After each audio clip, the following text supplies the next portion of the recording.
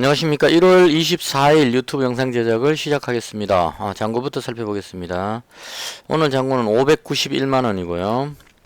591만원에서 플러스 37만원입니다. 1월달에 마이너스 100만원까지 갔다가 다시 좀 상당 부분 만회를 했습니다. 내려가면 끌어올리는 건 잘하죠 제가. 1600까지 올리고 나서 거기서 무너지는 그게 지금 문제인데 다시 한번 끌어올려 가지고 요번에는 제발 2000까지 한번 올라가 봤으면 좋겠습니다. 어쨌거나 그 휴마시스 덕분이죠. 제가 휴마시스 쪽에 지금 그 1번 계좌가 올인되어 있는 상태고요. 2번 계좌는 아직 그 안철수 관련주가 아직 반등할 타이밍이 아닌 것 같아서 계속 대기 중이고요. 2번 계좌는 그 안철수 관련주가 움직일 때 그때 운영하도록 하고, 일단 시장이 안 좋으니까요. 1번 계좌로만 계속 그 운영을 하고 있는 그런 상태입니다. 시장에 대한 개인적인 생각입니다. 미증시가 금요일날 또 빠져버렸습니다. 이 지금 나스닥 쪽이 많이 빠지는 걸로 봐서 그 금리 인상 우려감 이게 계속 지금 작용이 되고 있는 것 같고요. 그다음 이 지정학적 위험 이 부분은 러시아가 우크라이나를 공격하려고 지금 계속 움직임이 있는 것 같습니다. 그래서 요건 결론 내리기는 상당히 좀 어려울 것 같아요. 왜냐하면 공격을 거의 하는 듯한 느낌으로 지금 진행이 되고는 있지만, 러시아 입장에서도 공격하게 되면 이제 경제적인 제재를 받게 되기 때문에 상당히 큰 모험이 될 수도 있다 이렇게 봅니다. 그래서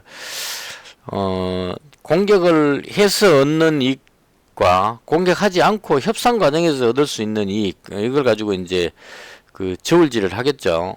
결과적으로는 어떤 경제적인 이익 이런 걸 보고 이제 움직이는 것이 아닌가 싶고요. 그래서 이 두 부분이 그 합쳐지기 때문에 오히려 조금 판단이 어렵지 않느냐 하는 생각도 약간은 듭니다. 무슨 말씀이냐면은, 제가 금요일날 방송할 때 이 상태였죠. 이 상태였는데, 이게 그 시장 상황이 판단하기 상당히 좀 그 어렵다는 쪽으로 말씀을 드렸어요. 조금 그러니까 과하게 빠졌습니다. 그 원래대로 하자면 1파로 빠지고 그다음 들어올리고 다시 빠졌는데, 대충 여기서 빠진 정도만큼 빠졌으니까 여기가 그 지지를 받아야 될 자리 정도로 그 보여지는데, 이게 분위기가 그렇지는 못하기 때문에 이게 올라갈지 내려갈지 잘 모르겠다 쪽으로 정리를 했었는데요. 빠져버렸다는 겁니다. 이렇게 그것도 2.7%나 빠져버렸습니다. 그래서 이렇게 빠지고 보면 이제 이 지지선을 이탈해 버렸기 때문에 새로운 이제 하강 국면이 됐다고 볼 수도 있다는 겁니다. 그래서 이렇게 되면 이제 주봉으로 봤을 때 여기까지로 봐야 되는 상황이 될 수도 있다는 얘기예요. 그래서 상당히 지금 그 판단하기 상당히 어려운 상황인데, 지금 분위기로 봤을 때는 금리 인상 우려감으로 빠진 것 치고는 지금 좀 과하게 빠졌다. 그래서 여기서 이제 반등이 나와야 될 것 같은, 반등이 나올 것 같다라고 생각이 들긴 합니다. 들긴 한데, 문제는 뭐냐면 이 선에서 올라가 줬어야 되는데, 이걸 그 너무 허무하게 쉽게 그냥 확 빠져버렸다는 얘기입니다. 방어 자체가 거의 안 되고 속 흘러내렸기 때문에 여기서 판단하는 것도 또 쉽지 않다 이렇게 볼 수 있을 것 같아요. 많이 빠졌기 때문에 당연히 여기서부터 치자면 상당히 많은 부분 빠졌죠. 낙폭이 과했기 때문에 반발 매수, 저가 매수가 들어와가지고 당연히 반등할 거라고 예상을 하는 게 일반적일 건데, 솔직히 아직도 잘 모르겠습니다. 여기서 반등할지 못할지. 그래서 그 오늘도 마찬가지로 어디로 갈지 예상하기 좀 어렵다는 쪽으로, 잘 모르겠다 쪽으로 정리를 하겠습니다. 이건 어디까지 제가 이제 이건 뭐 어떤 구체적으로 뭐 그 이유가 있었어가 아니고 그냥 느낌상 그렇다는 얘기입니다. 대충 반등 나와야 되지 싶은 그런 분위기, 그 현재까지 나온 악재를 감안했을 때 반등해야 될 분위기라는 느낌이 들면 이제 거의 제가 그 반등 쪽에다 배팅을 하는데, 솔직히 지금 이 부분은 여기서 깨고 내려간 이 부분은 쉽게 들어올리기도 또 쉽지 않다는 생각도 듭니다. 그러니까 그냥 단순하게 낙폭이 과했다면 반등 나온다고 보면 되는데 지금 금리 인상 우려감하고 러시아의 어떤 지정학적 위험 이 두 가지가 아직까지 진행 중이라는 겁니다. 마무리가 안 됐다는 얘기죠. 그래서 이게 마무리되는 어느 한쪽이라도 마무리가 되는 그런 그게 됐을 때 시장에 악재가 반영되는 그 시점에 반등이 나오지 않을까 싶고요. 솔직히 여기서 반등 나올지 안 나올지 장담할 수 없다. 개인적으로 그렇게 보여집니다. 여기서 반등 못하면 여기까지 찍고 들어오겠죠. 이 정도까지. 이건 좀 과하다, 그죠? 여기까지 치면 여기서 보면 엄청나게 많이 빠지는 건데요. 일단 대충 이렇게까지 바로 내려갈 것 같지는 않고요. 낙폭이 과했으니까 대충 오늘 저녁에 미정시는 하락이 멈추고 반등을 시도하는 모습이 나오지 않을까. 급반등보다는 하락이 멈춰지는 그런 쪽으로 보면 될 것 같고요. 그래서 국내 증시 연계를 지어보면 금요일날 미증시가 예상보다 심하게 빠져버렸습니다. 반등 나올 줄 알았는데 심하게 빠져버리니까 국내 증시도 코스닥이 지금 확 빠져버린 겁니다. 제가 이 금요일날 여기서 말씀드렸죠. 어디로 갈지 모르겠다로 정리를 하자 이렇게 말씀드렸는데 밑으로 빠져버렸습니다. 그래서 이제 내일은 미증시가 빠지든 오르든 간에 낙폭이 과했기 때문에 반등하는 모습이 나오지 않을까 개인적으로 그렇게 생각을 합니다. 더 빠지기는 국내 증시는 적어도 선반영에서 빠졌다고 보면 밑으로 빠지는 것보다는 반등 시도가 나오지 않을까 개인적으로 그렇게 보고 대응을 하도록 하겠습니다. 시장이 많이 어렵다 이렇게 보시면 될 것 같습니다. 잠깐만요. 여기 지지율 뭐 나온 것 같은데요. 지금 대선 후보 지지율 조사가 계속 나오고 있는데요. 이건 방금 나온 것 같았어요. 윤석열 후보가 지금 전반적으로 반등 상승세인 건 맞는 것 같아요. 전체적으로. 그래서 윤석열 37, 이재명 33, 안철수 후보 조사가 저는 일단 안철수 후보 관련주 안랩 쪽을 매수하려고 대기 중이기 때문에 10% 정도 나오네요. 지금 3.9% 하락했다고 나오잖아요. 그러니까 이게 이거 나왔던 것 같은데 리얼미터 아닌가요 이거? 이건 또 다른 거네요. 리얼미터에서도 이렇게 나왔었습니다. 12점 몇 프로에서 10%로 한 2% 정도 하락하는 모습. 그러니까 윤석열 후보가 지지율이 상승하면서 상대적으로 안철수 후보 지지율이 꺾이는 모습. 이렇게 지금 정리하면 될 것 같아요. 이 대선 관련주를 계속 언급하는 이유는 시장이 안 좋을 때는 대선 관련주가 탄력을 받는데 말 나온 김에 이거부터 먼저 할게요. 보통 지금 3월 9일이 선거니까 1월 말이니까요. 지금쯤 되면 이제 대선 관련주들이 움직일 때가 됐다 싶어서 관심을 많이 가지는데 특히나 시장이 안 좋을 때는 대선 관련주들이 정치 테마가 많이 올라간다고 봅니다. 그래서 지켜는 보는데 지금 역대급 선거입니다. 거대 양당 후보가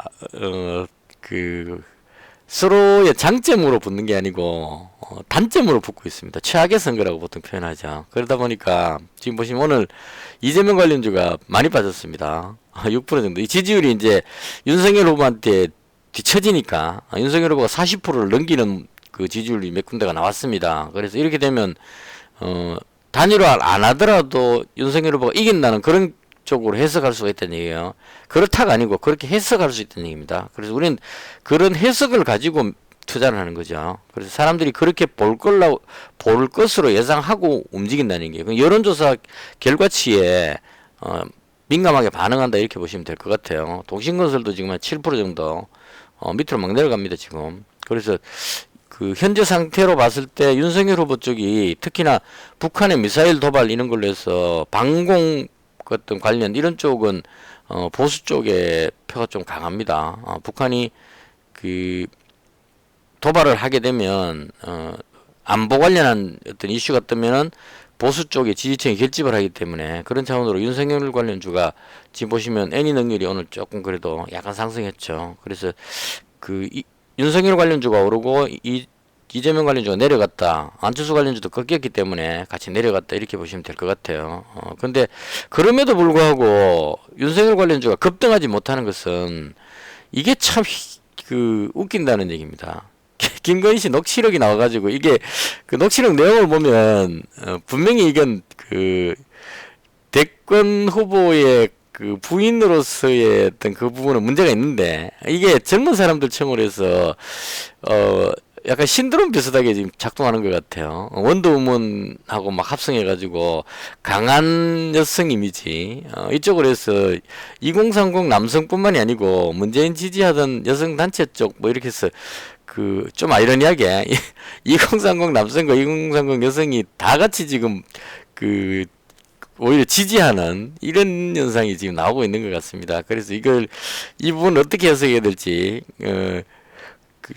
감심도가 높아져서 지지율이 올라가는 거는 긍정적인데 이상하게 지금 그 안 좋은 건데도 관심을 받아서 올라가니까 그 예를 들어서 조커가 그 아주 인기가 좋죠. 그 악당인데 그런 느낌. 그래서 이걸 과연 호재로 받아줘야 될지 안 받아줘야 될지 과연 이게 그 악재 쪽이 관심을 받아가지고 이 대통령이 된다고 쳤을 때 이 정상적인 대한민국 대통령은 아닌 상황이 되겠죠.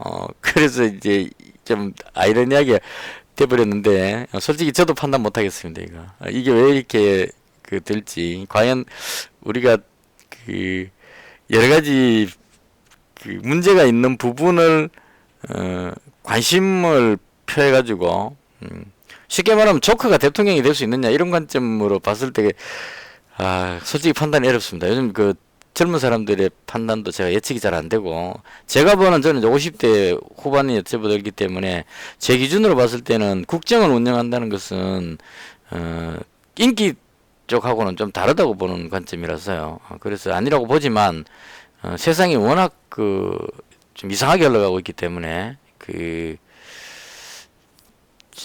좀 그렇습니다. 그래서 일단 저는 여전히 지금 약간의 윤석열 후보 쪽으로 집중되면서 소외감으로 해서 빠지고는 있지만 노린다면 안철수 관련주를 그러니까 대통령 될 가능성은 많이 낮지만 그래도 돼야 될 사람이 돼야 된다는 그런 관점으로 기다렸다가 충분히 빠지고 나면 또 반등 나오니까요. 그런 관점으로 이 종목을 노려보려고 생각 중입니다. 말이 좀 길었는데요. 일단 대선 관련주가 지금 이 정도 시점이면 급등하는 모습이 나와줘야 되는데 이 급등하다가 다시 떨어져 버려가지고 좀 그렇습니다. 그렇다고 해서 상대방이 올라가느냐 그것도 아니죠. 못 올라가고 있죠. 오히려 한쪽은 쭉 빠지고 있고 한쪽은 반등도 못하고 있고 다른 쪽도 내려오고 있고 이런 좀 특이한 상황이다. 이렇게 정리하겠습니다. 그래서 반등하면 다시 노리겠다 이렇게 말씀드리고요. 그 다음 오늘 관심 보였던 게 농업 관련주 쪽인데요. 이건 미래생명자원이 지금 대장격인 것 같습니다. 국제 곡물가가 사상 최고치에 도달했다. 곡물이 부족하다 이런 의미로 보면 되겠죠. 이게 아마 코로나로 인해 가지고 물류 이동이라든가 이런 것들이 잘 안 되기 때문이기도 한 것 같고요. 미국의 마트 같은데 식료품 쪽이 텅텅 비어 있는 또 사진이 오늘 또 뉴스에 나왔거든요. 그래서 식량 고갈 이런 부분들로 해서 식량 관련주들이 관심을 좀 보였다. 근데 들어가지는 않았습니다. 이 부분이 과연 올라갈지 잘 몰라서 그랬다는 정도로. 그 다음에 석유 관련주 이건 아마 지정학적 위험 러시아 쪽도 산유국이죠. 상당히 큰. 그래서 이런 부분들로 인해서 어디든 간에 지정학적인 어떤 전쟁 관련한 어떤 국지전이 발생한다면 중동이나 러시아 쪽에 국제유가가 지금 상당히 높은 가격입니다. 그래서 그런 걸로 인해서 이게 한국 석유가 대장으로 움직이는 것 같고요. 그 다음 중앙에너비스보다는 흥구 석유가 지금 가격이 저렴하기 때문에 한국 석유하고 흥구 석유 이렇게 두 종목이 대장은 한국 석유로 보면 될 것 같습니다. 그래서 저도 오늘 한국 석유 단타로 한번 들어갔다가 짧게 먹고 그냥 나왔는데요. 그렇게 해서 이제 이쪽 종목이 인버스로 작동하고 있다 이런 의미로 보면 될 것 같아요. 그러니까 지수가 지금 계속 빠지면 지수하고 반대 방향으로 움직이는 종목을 보통 인버스라고 표현하는데요. 인버스는 대체적으로 전쟁 관련 북한이 도발한다 그러면 인버스는 거의 대부분이 빅텍이 인버스로 움직입니다. 그리고 그 전쟁 위험 그럼 또 엘컴 때 금 관련주가 또 움직이는 모습이 나오죠. 이렇게 움직이는데 지금 그 인버스로 움직이는 거는 오늘 보시면 빅텍도 내려왔죠. 최근에 한일 단조가 강하긴 했는데 일단 빅텍이 전쟁 관련주의 대장인데 얘가 인버스로 그 러시아가 전쟁이 일어날 것 같다 이러면 이제 얘가 인버스로 움직여야 되는데 보시면 오늘 밀렸다는 얘기예요. 근데 한국석유는 플러스로 올리고 있는 상태거든요. 그래서 현재 인버스는 한국석유가 인버스 종목으로 작동하는 것이 아닌가.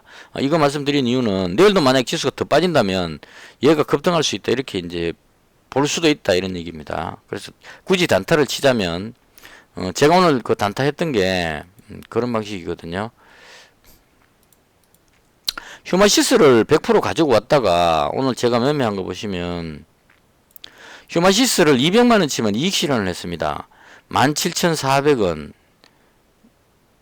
시초가에 여기서 100만원 팔고 단타 한번 해보려고 그 다음 17,900원에 여기 꺾여 내려올 때죠. 여기쯤에서 100만원 이익 실현해서 100만원 100만원 200만원 이익 실현하고 그 다음 요걸 가지고 이제 한국석유 15,250원에 아침에 강하게 올라가고 눌리고 다시 2차 등록 상승할 때 15,250원이니까 여기죠. 요거 뚫고 올라가면 강하게 올라가니까 여기서 매수해가지고 뭐 짧게 먹고 빠지고 뭐 얘가 몇 번 했는데 실제로 이 단타는 해보고 느끼는 건데 별로 남는 게 없습니다. 열심히 하긴 하는데 이 항상 조마조마하죠. 급등락을 계속 하기 때문에 꺾인다 싶으면 또 바로 팔아줘야 되고 또 올라간다 싶으면 잡아야 되고 이렇기 때문에 몇 번 해봤는데 크게 벌지는 못했고 그냥 조금 버는 둥 마는 둥 그렇게 했습니다. 그러고 나서 이제 다시 다 팔고 나서 흥구석유도 한번 해봤습니다. 뭐 바로 팔았지만 하고 나서 그 다음에 이제 다시 마지막에 휴마시스 17,700원에 다시 잡았는데 여기서 잡았는데요. 올라갈 줄 알고 잡았는데 그러고 이제 피곤해갖고 자버렸는데 자고 일어나니까 이렇게 약간 내려와 있는 상태 이렇게 됐습니다. 그래서 결과적으로 휴마시스 올인해가 있다가 1번 계좌에서 올인해가 있다가 최종 그대로 갖고 있었으니까요. 그냥 휴마시스 가지고 있다 이런 의미로 그냥 해석하면 될 것 같아요. 한국석유는 그냥 단타로 이 단타 했던 이유가 이제 아까 말씀드렸다시피 지수가 꺾이니까 보시면 코스닥 지수 5분봉입니다. 한국석유 5분봉 떼볼게요. 자, 코스닥 지수가 쭉 흘러내려 갖고 빠지죠. 한국석유가 반대로 움직입니다. 쭉 올라갔다가 이 그림이 대충 딱 일치하진 않지만 일반적으로 지수가 밑으로 내려갈 때 여기서 시작했잖아요. 지수가 밑으로 내려갈 때 한국석유는 올라간다는 얘기입니다. 쭉 이런 식으로. 그리고 나서 지수가 반등 나오면 거꾸로 내려오는 거고요. 딱 일치하진 않습니다. 근데 대체로 일반적으로. 그래서 만약에 내일도 코스닥 지수가 지금처럼 강하게 깨고 내려가서 밑으로 쭉 빠진다면 한국석유가 위쪽으로 쭉 올라갈 가능성도 있다. 그래서 그런 관점으로 얘를 이제 본다 이런 얘기입니다. 저는 그렇게 보고 있는 상태다. 이렇게 말씀을 드리고요. 그런데 개인적으로 봤을 때 지수가 여기서 더 빠지기는 좀 그럴 것 같아서 지수가 반등한다고 보고 대응하는 것이 맞지 않을까. 이렇게 말씀드리고요. 그 다음 진단키트 관련주는 지금 드디어 우리나라에서 확진자가 7,000명이 넘어가니까 PCR 검사는 고령층 65세 이상인가 뭐 취약계층에서만 PCR 검사를 하고 나머지 사람들은 자가진단 키트를 사용한다고 그 뉴스가 나오고 있습니다. 그래서 이건 물론 확진자가 많이 나왔을 때인데요. 보시면 7,500명 나왔죠. 그리고 오늘 나오는 조사는 어제보다는 지금 좀 현재는 작게 나오는데 문제는 이제 주말에 검사 건수가 줄어들기 때문에 줄어드는 그런 부분이 작용하거든요. 그래서 최종적으로 수요일날 발표되는 확진자가 일주일 중에 가장 많이 나오는 수치니까 수요일 정도 됐을 때 한 10,000명 정도 찍을 수도 있지 않을까 개인적으로 그렇게 생각을 합니다. 그래서 일단은 그 확진자가 다시 급증하니까 이로 인해서 이제 그 진단키트가 수혜를 받을 것이다라고 생각하고 올라간다 이렇게 보시면 될 것 같아요. 근데 이게 이제 한 가지 좀 그 딜레마라 그래야 되나요? 현재 전문가들 예상이 한 2월쯤이 그 피크를 찍고 확진자가 그러니까 지금보다 더 많은 숫자가 나온다는 얘기입니다. 예상을 하기에 하고 한 3월쯤 되면 이게 엔데믹이라고 표현하죠. 그 독감 같은 이런 풍토병 비슷하게 꺾인다는 의미입니다. 이 위험도가. 그럼 사람들이 그 감기 걸린다고 해서 우리가 뭐 그 봉쇄하고 그렇게 안 하잖아요. 그냥 감기 걸리면 약 먹고 낫으면 되지 뭐 이런 관점으로. 그래서 지금 먹는 알약도 있고 이렇게 하기 때문에 확진자는 확 폭증했는데 그 병실이 아직까지 여유가 있다는 얘기는 걸리더라도 치명적이지 않다 이렇게 해석할 수 있을 겁니다. 그래서 그런 연유로 인해서 현재는 확진자가 늘어나서 진단키트가 많이 쓰이지만 3월쯤 돼서 이 코로나가 진정돼 버리면 그때부터는 이 진단키트가 이제 수요가 없어지는 수가 생긴다는 얘기입니다. 이거 마스크가 예전에 그랬잖아요. 한참 품귀 현상이 일어날 때 마스크가 없어서 못 구해가지고 관련주가 급등했는데 지금은 마스크가 처치곤란이라는 얘기입니다. 너무 많이 남아돌아가지고. 그래서 그런 거에 대해서 이제 선반영한다는 개념입니다. 휴마시스가 그런 의미로 그 확진자가 늘고 있었지만 계속 지수가 빠졌는데 여기서 올라가는 이 힘은 우리나라에서 그동안 계속 정부에서 자가진단키트는 부정확하기 때문에 서면 안 된다 쪽으로 이야기하다가 급 바뀌어버렸죠. 7,000명이 넘어가면 자가진단키트를 다 쓰도록 하는 이런 식으로 돼버리기 때문에 품귀현상이 오히려 나올 수 있다는 얘기입니다. 제가 편의점 야간 아르바이트 한다고 말씀드렸는데 이때까지 근무하면서 자가진단 키트 있냐고 물어보러 온 건 어제가 처음이었습니다. 사러 온다는 얘기입니다. 물건이 없으니까, 약국이 없으니까 구하러 온다는 얘기예요. 그래서 그런 관점으로 이제 이렇게 되면 사람들이 굳이 PCR 검사하려고 줄 서서 그렇게 대기 안 하고 집에서 그냥 자가진단 키트로 자기가 스스로 검사하는 이런 분위기가 되게 된다는 얘기입니다. 그렇게 됐을 때 뉴스에 계속 그 자가진단 키트 품귀 현상이라는 뉴스가 계속 나오게 되겠죠.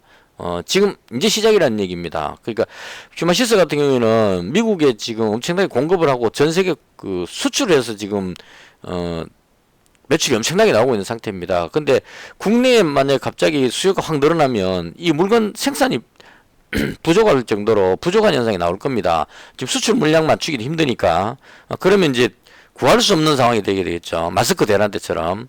그런 게 뉴스가 나온다면 위로 한번 치고 올라갈 수 있겠다. 이런 관점으로 지금 가지고 있는 겁니다. 여기서부터 지금 계속 가지고 있는 상태인데요. 아마 이때쯤부터 가지고 있었던 것 같아요. 이날쯤 제가 가지고 있었는데요.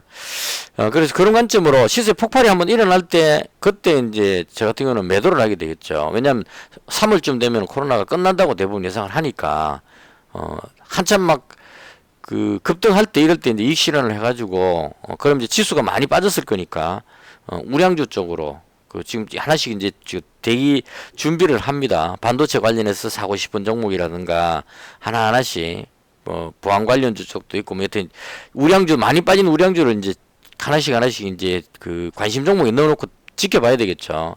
그래서 지금 반도체 뭐 프로텍 이런 종목은 하루 이틀만 더 조정받으면 급등할 수 있다는 생각을 가지고 이제 지켜보고 있는 그런 상태입니다.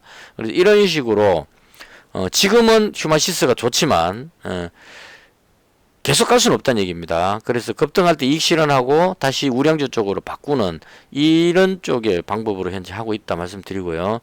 그 다음 휴마시스가 오늘 거래 정지됐습니다. 이 2시 58분쯤이란 것 같은데 2시 35분쯤인 것 같네요.